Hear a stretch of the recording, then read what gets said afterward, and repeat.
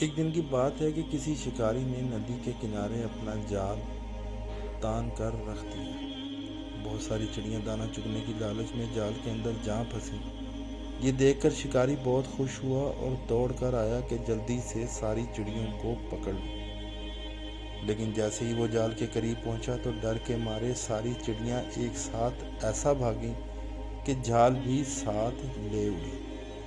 یہ ماجرا دیکھ کر شکاری کے ہوش اڑ گئے اور سوچنے لگا کہ آخر چڑیاں جال لے کر کیسے اڑ گئیں، مگر وہ ہمت نہیں آ رہا اور چڑیوں کے پیچھے لگ گیا۔ راستے میں اسے ایک آدمی ملا اور پوچھنے لگا کہ تم اس قدر تیزی سے کہاں بھاگے جا رہے ہو؟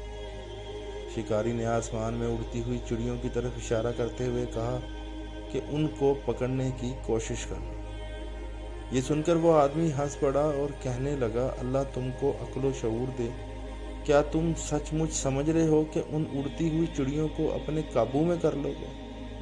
شکاری نے کہا، اگر جال میں صرف ایک چڑیا ہوتی تو شاید میں اسے پکڑنے میں کامیاب نہ ہو سکتا، لیکن ابھی آپ خود اپنی آنکھوں سے دیکھیں گے کہ میں انہیں کیسے پکڑ رہا ہوں۔ شکاری کی بات بالکل درست نکلی۔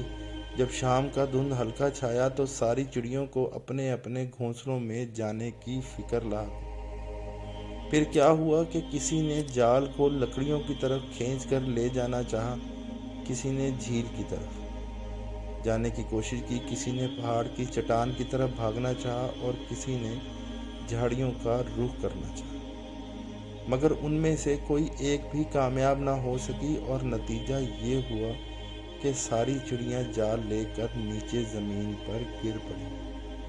شکاری خوش آیا اور سب کو پکڑ کر لے گیا۔